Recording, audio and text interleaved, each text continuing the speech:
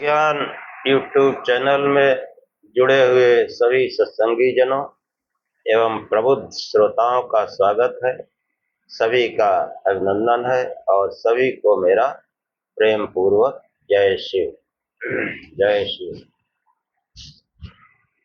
पिछले आख्यान में जो भोगायतन देह देह का एक नाम भोगायतन, क्योंकि इसमें जो है विभिन्न भोगों के लिए ही ये देह मनुष्य धारण करता है। और किसी प्रकार जब इस देह से उस आत्म साक्षात्कार या समाधि लाभ करता है तब ये भोगायतन की कोई आवश्यकता नहीं होती। इसी संबंध में जो है पिछले आख्यान में चर्चा की गई कि जो है ये जो भोक्ता के द्वारा भोक्ता के अदृष्ट द्वारा भोगायतन देह का निर्माण होता है। तो ये एक प्रश्न है यहाँ पर कि देह के मूल उपादान शुक्र आदि में भोक्ता के अतिरिक्त होकर बैठने की क्या आवश्यकता है। कि जो है भोक्ता के दृष्ट द्वारा भोगायतन देह का निर्माण हो जाएगा, फिर ये जो है देह के मूल उपादान में शुक्र आदि की जो है भोक्ता के अधिष्ठित होकर बैठने की क्या आवश्यकता है। इसको जो है इस प्रकार के प्रश्न जो है करने पर आज का आख्यान प्रारंभ होगा। तो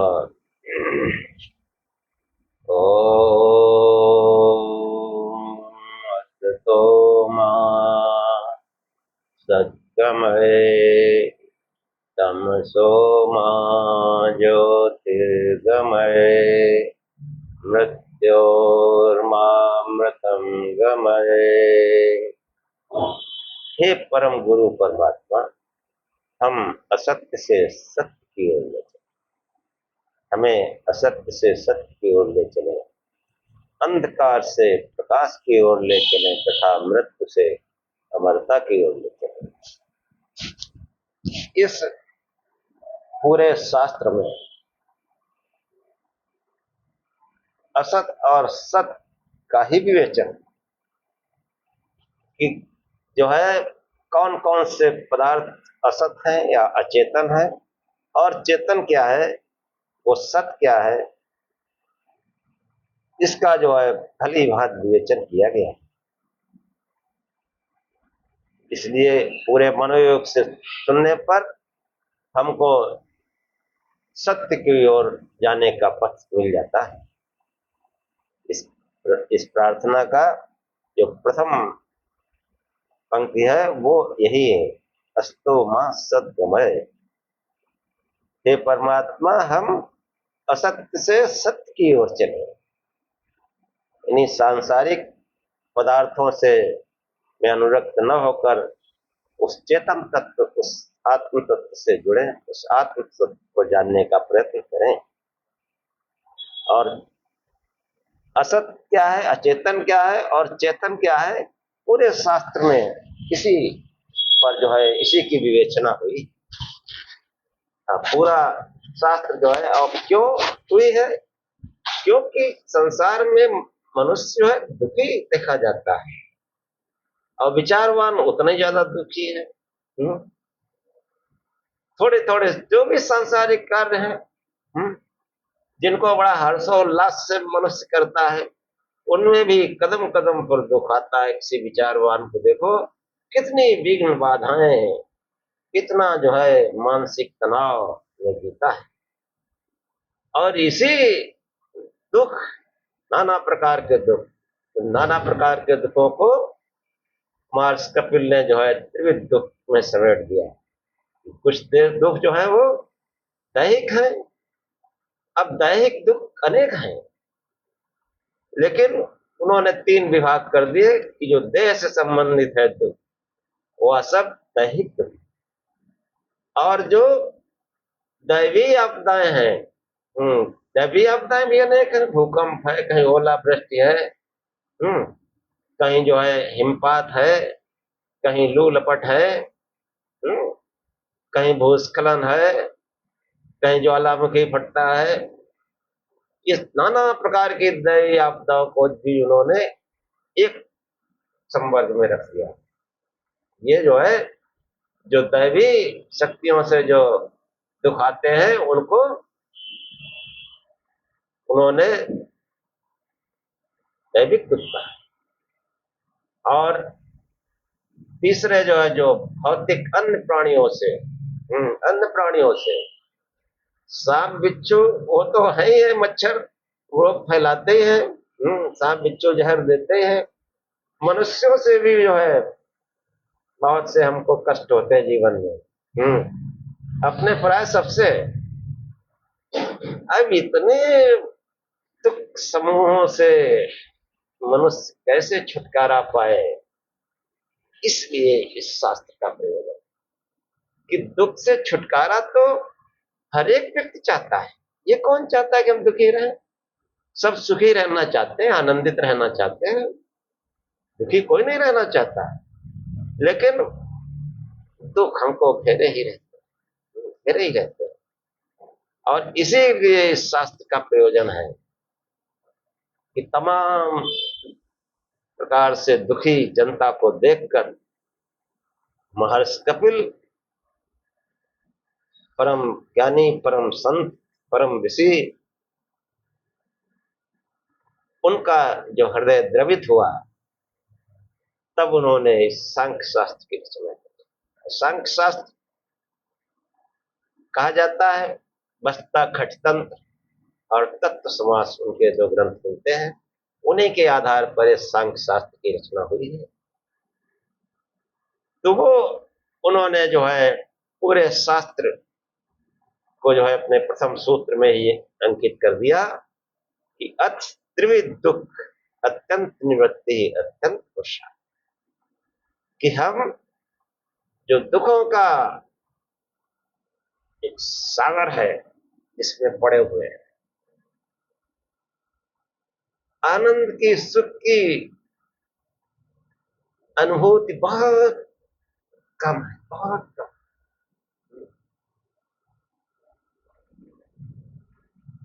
जीवन भर मनुष्य कष्ट ही उठाता है। हाँ, भगवान की माया है जो उसको भरमाए रहती है, इसलिए उसको कष्ट प्रतीत नहीं होते, बस तक कष्ट, सभी कार्य कष्ट साथ, दुख साथ। और इन कष्टों से कैसे निवृत्ति हो, इसलिए जो है कष्टों से निवृत्ति के लिए हम बराबर प्रयत्न करते रहते, पुरुषार्थ करते रहते हैं। हाँ, कि भाई पैसा कमाते हैं कि हमारे घर परिवार में कोई कष्ट ना है, खाने पीने का ध्यान रखते हैं कि शरीर स्वस्थ रहे, लेकिन शरीर बीमार हो जाता है, याद आ जाती है। अन्य नाना प्रकार से हम अपने को दुखों से सुरक्षित रखना चाहते हैं, लेकिन फिर भी दुख लगा रहता है। तो वो जो है, जो दुखों से भले ही थोड़े समय के लिए ही हमको निवृत्ति मिलती है, या दुखों में कमी आती है, इसलिए महर्षि कपिल ने जो है उनको भी पुरुषार्थ कहा कि धन आदि का जो सर्जन है उसको भी उन्होंने पुरुषार्थ माना है। लेकिन उस पुरुषार्थ से जो है दुखों की अत्यंत निवृत्ति नहीं होती। अत्यंत निवृत्ति के लिए अत्यंत पुरुषार्थ का उन्होंने वर्णन किया है इस शास्त्र में, कि अत्यंत पुरुषार्थ, कि जो हम पुरुषार्थ करते हैं जिनसे हमारी थोड़ी बहुत दुखों की निवृत्ति होती है, वो जो है वो हमको जो है इन दुखों से सदैव के लिए या बहुत लंबे समय तक की जो है से मुक्ति करा दे, ये संभव नहीं है। इसलिए उन्होंने जड़ और चेतन, या यूं कहो चेतन और अचेतन को बहुत सूक्ष्मता से समझाने का प्रयत्न किया कि ये मनुष्य, ये जड़ और चेतन या चेतन और अचेतन के भेद को समझे। हाँ, और फिर ये चेतन की तरफ चले, उस शरीर में आत्मा का ज्ञान करे, आत्म साक्षात्कार करे, और इस आत्मा का संबंध उस परम आत्मा से है, तो वो जो है अत्यंत पुरुषार्थ के द्वारा, अत्यंत पुरुषार्थ मतलब योग, योग की जो है पावर से, योग की शक्ति से, योग की शक्ति अतिशय से पहले आत्म साक्षात्कार होता है, फिर उस परम तत्व का भी ज्ञान होता है, और उस परम तत्व में दुख का जो है लेस मात्र है। हाँ, और वो परम तत्व, वो चेतन तत्व बातों का काम नहीं, उसके लिए जो है आत्म साक्षात्कार यानी समाधि का होना जरूरी है। वरना जो है बड़े बड़े ज्ञानी, बड़े बड़े प्रवचन करता, स्वयं उनके निजी जीवन में देखा जाता है दुखों से, व्याधियों से, परेशानियों से घिरे रहते। इसका मतलब उनका केवल वाणी का ज्ञान है, प्रत्यात्मक ज्ञान है, वास्तविक नहीं। इन सब विषयों को जो है महर्षि कपिल ने जो है अपने इस शास्त्र में बहुत कायदे से, बहुत गंभीरता से, बहुत सूक्ष्मता से और तमाम प्रश्नों के माध्यम से इसकी विवेचना की है कि ये मनुष्य सांसारिक पदार्थों की उपासना करता, चलो ठीक है, उनसे तो कुछ लाभ होता है, हमारे भौतिक जीवन में जो है उनका उपयोग है, और उस समय के लिए हम दुखों से भी छूट जाते हैं। लेकिन दुखों की अत्यंत निवृत्ति के लिए जो पूजा उपासना करता है, वहां जो है, वहां ये जो है, वहां भी अचेतन पदार्थों की पूजा करता है, जन्म मृत्यु वाले की उपासना करता है, देहधारियों की उपासना करता है। और हम भी देहधारी हैं, दूसरा भी देहधारी है जिसकी उपासना कर रहे, तो ये जो है अध्यात्म कहावत है कि रबड़ा से रबड़ा कैसे मिलेगा। शहर के लोग तो रबड़ा जानते भी नहीं, देहात के लोग जानते हैं कि जैसे ऊसर होता है, उसमें जब कभी पानी वानी भर जाता है बरसात बरसात में गड्ढे में, तो ऊसर की जो ऊपर रेहुआ जैसा होता है धूल, उसमें घुल जाता है, और उस वो ऐसा घुलता है कि वो पानी जो है, मतलब जैसे कीचड़ में पानी, कीचड़ नीचे बैठ जाता है, वो नीचे बैठता भी नहीं। अब उसी में कोई गिर जाए, उसी से धोने लगे तो कैसे धुलेगा, स्वच्छ हो जाए। तो हम भी देहधारी हैं, इन दैहिक कष्टों से, दैवी कष्टों से, भौतिक कष्टों से छुटकारा पाना चाहते हैं, और उसी में पड़े हैं। देहदारियों में पड़े, वो देहदारी को देख कष्ट सह रहे हैं, चाहे कोई हो। हाँ, कबीर कहते हैं, हाँ देखो कबीर क्या कहते हैं अवतारों के बारे में कि 10 अवतार निरंजन कहिए, सो अपना नहीं होई, यह तो अपनी करनी भोगै, दाता और कोई। विष्णु के निरंजन विष्णु, यानी उन्होंने निरंजन विष्णु कहा, जैसी पौराणिक कल्पना है। विष्णु का अर्थ भी परमात्मा वाचक है कि वो व्यापक ब्रह्म होने से, वो महापराक्रमी होने से उसको विष्णु कहा।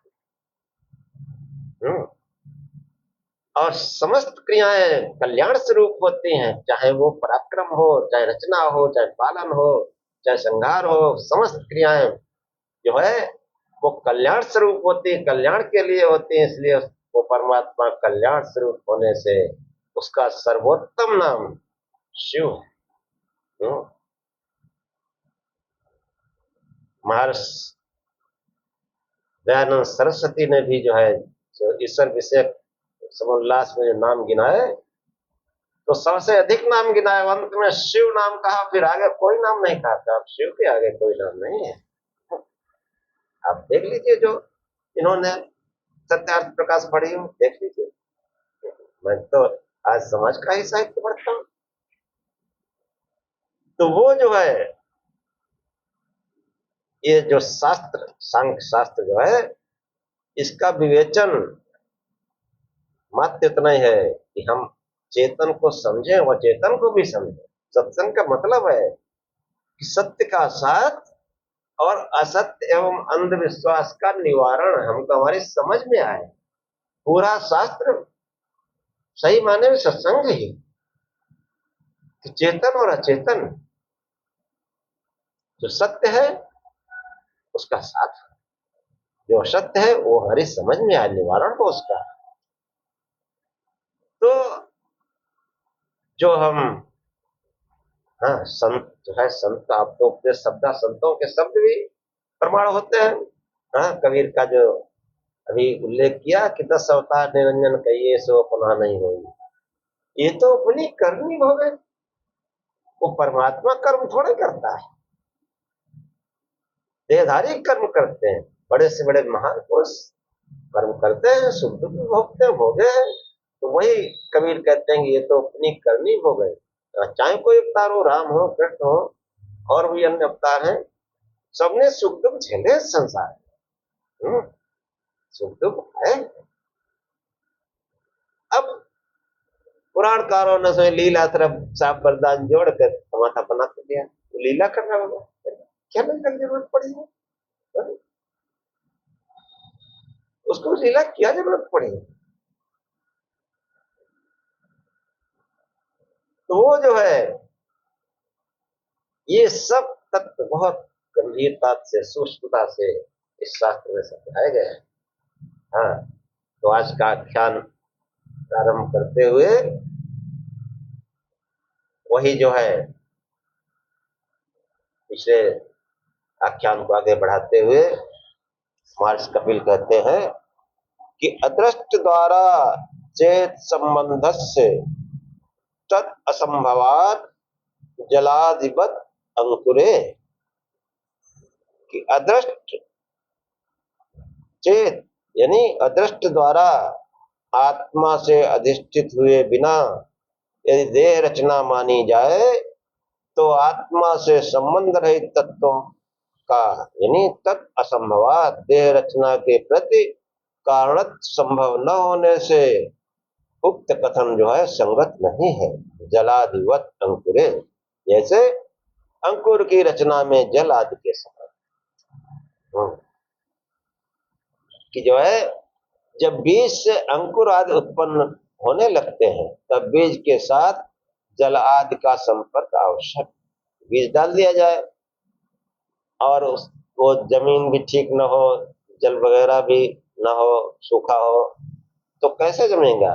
सीमित आर्द्रता और ऊष्मा आदि का बीज से संबंध न रहने पर अंकुर का जनन जिस प्रकार संभव नहीं हो पाता, इसी प्रकार बिना भोक्ता चेतनात्मा के संबंध के केवल अदृष्ट द्वारा देह का निर्माण संभव नहीं।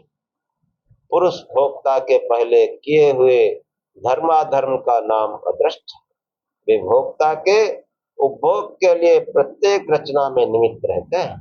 यहाँ पर इस बात को समझिए कि जो आत्मा है वो कर्म करता है, अच्छे बुरे शुभ अशुभ सब। अब उन कर्मों का जो भोग है वो कैसे होगा? उसके निमित्त संसार की सर्ग की रचना होती है। पहले ही बताया जा चुका है कि वो जो है, वे भोक्ता के उपभोग के लिए प्रत्येक रचना में निमित्त रहते हैं। कि जो है, पुरुष भोक्ता के पहले किए हुए धर्माधर्म का नाम अदृष्ट है। हाँ, कि वो जो हमने जो जीवन पाया है, तो पूर्व जन्म के जो धर्म अधर्म किए हैं वही निमित्त है। इस कारण वो अदृश्य है, हमको दिखाई नहीं पड़ते, हमको जानकारी नहीं है, लेकिन इस देह धारण में वही निमित्त है। और ये देह संसार में क्या क्या भोग प्राप्त करेगा। देह क्या मतलब भोक्ता तो आत्मा ही है, देह तो साधन है। ये साधन संसार में क्या क्या भोग प्राप्त करेगा, जो हम कर्म कर आए हैं उन्हीं के निमित्त इसको भोग प्राप्त होंगे। और भोग जो है प्राप्त करने के लिए ईश्वर की रचना है। नहीं तो फिर वो भगवान जो है परमात्मा अगर ये सब करेगा, ईश्वर करेगा, तो फिर ईश्वर ईश्वर क्यों करेगा। ईश्वर तो जो है किसी को गरीब क्या पैदा करेगा, किसी को बड़े आदमी क्या पैदा करेगा।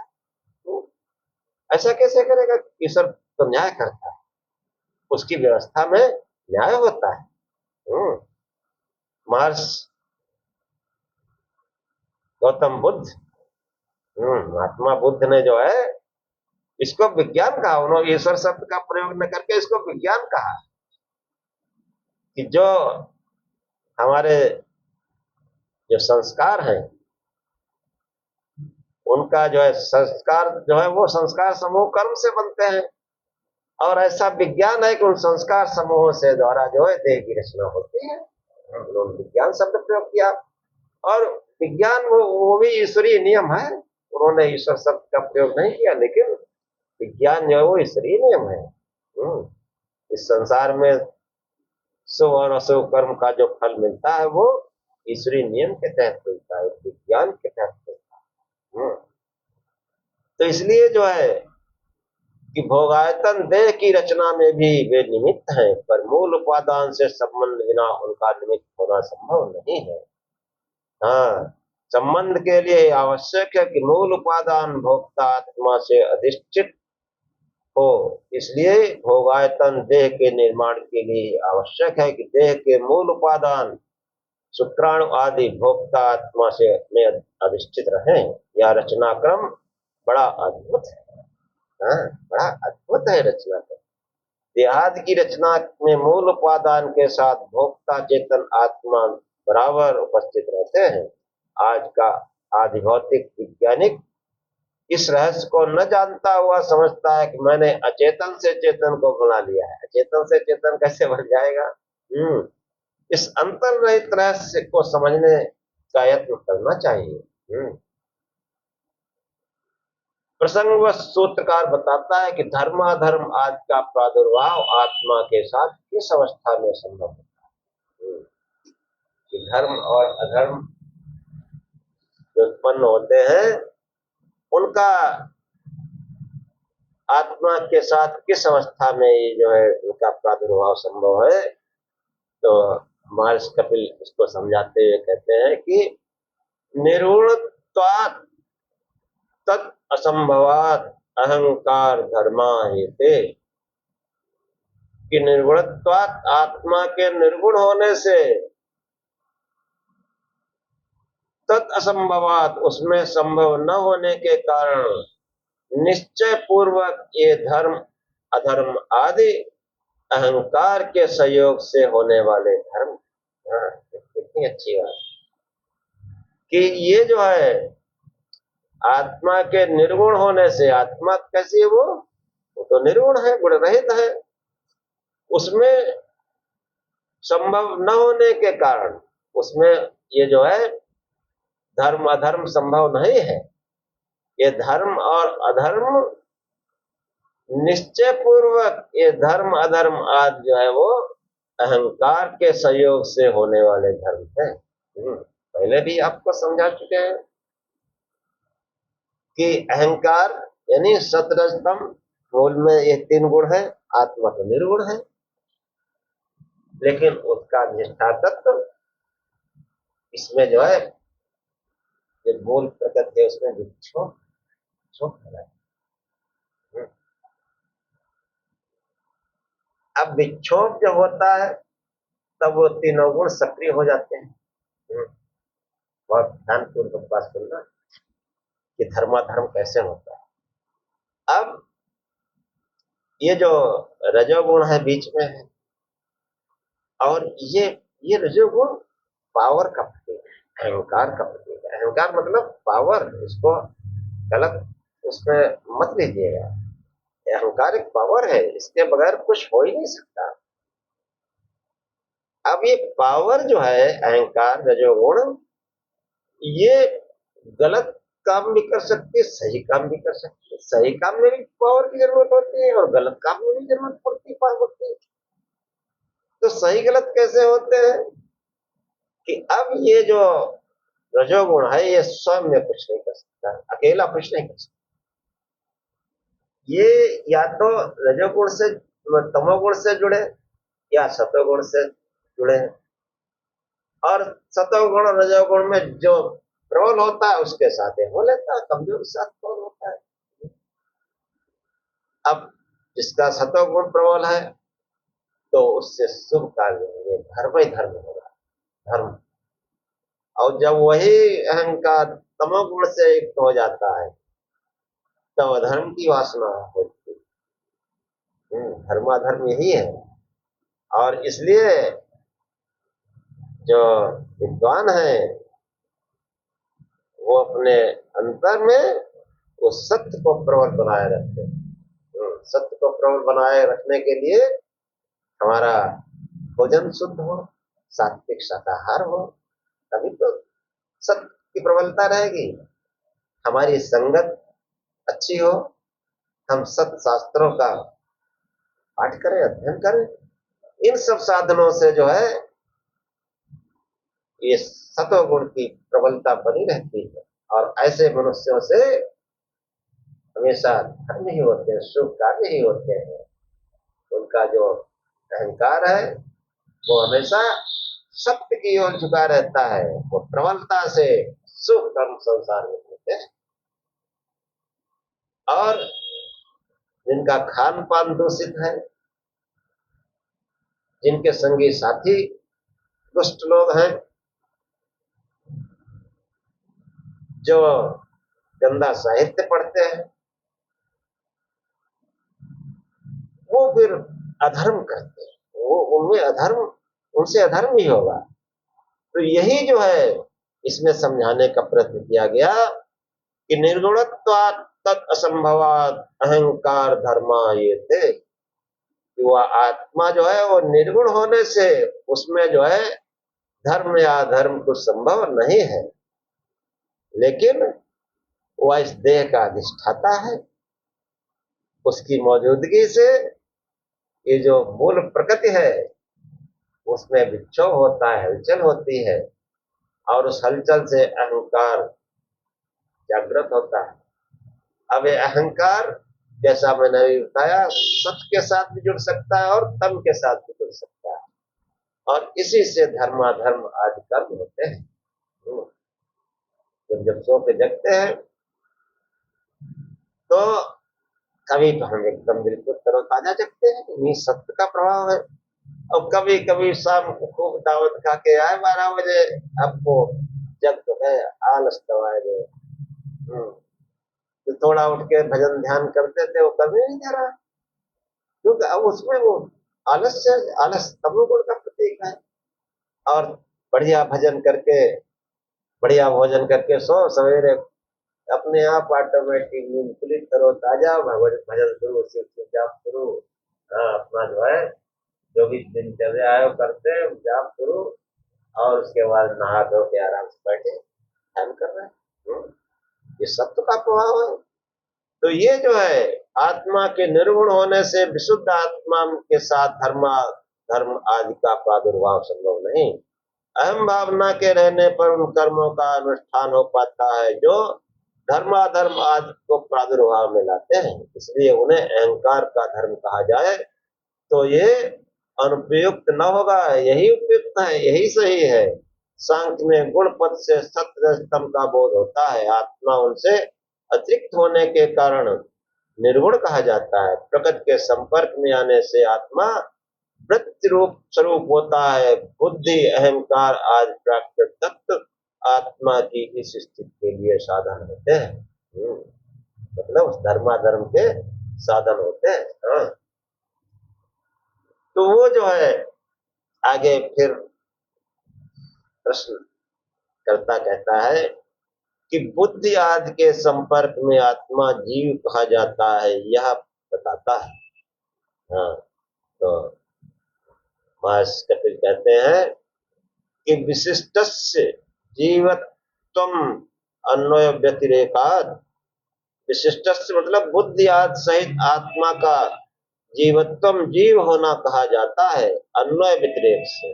अन्वय व्यतिरेक से है ऐसा कि जीव इस धात्वर्थ के आधार पर कि बल प्राण धारणयो, जीव जो है बल प्राण धारणयो, इस धात्वर्थ के आधार पर व्युत्पत्ति करने से जीव का अर्थ प्राणी होता है। प्राणधारी है। बल है इसके अंदर। प्राण अंतःकरण एवं बाह्यकरण समस्त कर्णों की साधारण वृत्ति है, इसलिए आत्मा उसी अवस्था में जीव कहा जाता है जब वह इन कर्णों के संपर्क में रहता है। एक कर्ण सूक्ष्म शरीर के घटक होते हैं और सूक्ष्म शरीर आत्मा का एक ऐसा आवेष्टन है जो उस समय तक आत्मा को आबद्ध रखता है जब तक से प्रकृत पुरुष के विवेक का साक्षात्कार न हो जाए। तो जीव जो है बराबर उस सूक्ष्म देह के आवेष्टन, सूक्ष्म देह को हमेशा धारण किए रहता है। स्थूल देह छोड़ता रहता है सूक्ष्म देह से, तब तक धारण किए रहता है, तब तक सूक्ष्म देह से मतलब जन्म मृत्यु पाता रहता है जब तक इसको विवेक या आत्म साक्षात्कार न हो जाए। चाहे जितना टाइम लगे, ये जो है अंततः जब विवेक होगा, विवेक मतलब ब्रह्म सत्य जगत मिथ्या, चेतन और चेतन का भेद, इसका साक्षात्कार समाधि में होता है। भजन ध्यान से, जैसा ध्यान बताया उस तरीके से होता है। और पर साधारण व्यवहार में मतलब सूक्ष्म शरीर जो है जब तक प्रकृत पुरुष के विवेक का साक्षात्कार न हो जाए, इस प्रकार संसार काल में आत्मा जीवात्मा ही बना रहता है। अन्वय व्यतिरेक से यह सिद्ध है कि सूक्ष्म शरीर से विशिष्ट आत्मा की जीव संज्ञा होती है, पर साधारण व्यवहार में आत्मा और जीव पद पर्याय रूप में प्रयुक्त होते हैं कि आत्मा और जीव तो एक दूसरे पर्यायवाची कहे जाते हैं। समस्त इंद्रियों का वृत्ति लाभ स्थूल देह के संपर्क होने पर संभव होता है, अन्यथा ये जो है इस प्रकार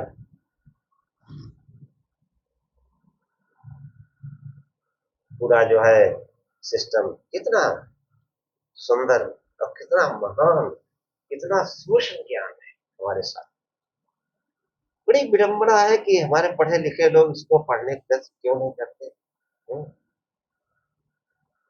इस जीवन में अगर आनंदित रहना है, सुख दुख, हाँ, तीन किसी प्रकार का दुख पास न फट गए, तो उनमें जो है हमारे शास्त्र बहुत सा है, बहुत सा है। जीवन जो है ये वैदिक साहित्य, इससे जीवन कैसा होता है। पहले जो प्रार्थना करते थे कि तेजोमय धे वीर्यमस वीर्यम धे बलमस बलम मय धे ओजोमय धे मन्युरस मन्युमय धे सहोवस सहोमय धे। सोचिए ये कैसा व्यक्तित्व घटता है वैदिक साहित्य कि तेजस्वी बनो, हे परमात्मा आप तेजस्वी हैं। वैदिक साहित्य में जब उसका चित्र करेंगे तेजस्वी बन के रहेंगे। हजारों में एक वैदिक मनन चिंतन करने वाले का चेहरा चमकता है, हजारों में। तेजोमय थे वीर्यमस वीर्यम, वो परमात्मा परम पराक्रमशाली है और उसका मनन चिंतन वैदिक साहित्य से किया जाता है, उससे पराक्रमी हो जाता है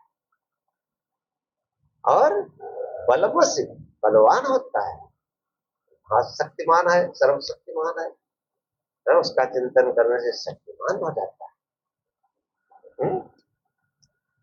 और ओजोमय थे, जो आत्मबल है, आत्म तेज है, वह उत्पन्न हो जाता है और मन्युरस मन्युदय, अन्याय और बुराइयां अनाचार के खिलाफ हमेशा संघर्षशील हो और बहुत ही सहनशीलता हो। हाँ, कोई आवेग में काम न करे, धैर्य पूर्वक वो न्याय के साथ बढ़ता रहे। तो सोचिए कैसा व्यक्तित्व हमारे ऋषि गढ़ने का प्रयत्न करते हैं। मनुष्य ऐसा मनुष्य जो तेजस्वी हो, पराक्रमी हो, बलशाली हो, आत्मिक तेज वाला हो और बुराइयों से लड़ने वाला हो, अन्याय अनाचार हटाने वाला हो और बहुत ही धैर्यवान धीर पुरुष हो। ये सब व्यक्तित्व में आ जाए, क्या बात है। और ये वैदिक साहित्य के चिंतन मनन से होता है। और वही शरीर जो है फिर अंत में आत्म साक्षात्कार होता है। और जो ये मनुष्य जीवन है, इसके वास्तविक लक्ष्य को पा जाता है। इसलिए जो है आप लोग पूरे मनोयोग से इन आख्यानों को सुने। हाँ, और खूब जितना भी टाइम मिले खाली शिव शिव याद करो। हाँ, बहुत जल्दी ध्यान लगेगा। वर्षों के उससे नहीं होता, क्योंकि हमारे आचार्यों ने जो हमको बताया। हाँ, आचार्यों इसलिए कहते हैं कि जिनसे मार्ग चला उनके दर्शन हुए ना, लेकिन उनकी प्रतिमूर्ति श्रीमान देव,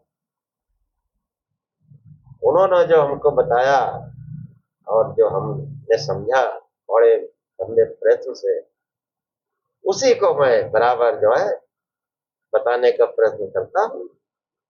आप लोग भी जो है पढ़िए, आप लोग भी अपने जीवन को धन्य करिए। और बिना करे कुछ नहीं, बिना करे कुछ नहीं। तो जपिए, प्रकाश स्वरूप से ध्यान करिए। आज का आख्यान यही समाप्त करते हैं। ओम शानाववत् सहनो भुनक्तु सह वीर्यं करवावहै तेजस्विनावधीतमस्तु मा विद्विषावहै। ओम शांति शांति शांति। हे परमात्मा, हम दोनों साथ साथ, हम दोनों की साथ साथ रक्षा करें। हम दोनों साथ साथ भोग पदार्थ प्राप्त करें, दोनों के साथ साथ पालना करें। हमारा जो है, हम दोनों साथ साथ बल को बढ़ावें, पराक्रम करें। हमारा पढ़ा पढ़ाया एक साथ संसार में फैले, हम आपस में द्वेष न करें। हे परमात्मा, हमें जो है दैहिक दैविक भौतिक सभी प्रकार के दुखों से शांति प्राप्त हो, दुखों की अत्यंत निवृत्ति हो। ओम शांति शांति शांति। जय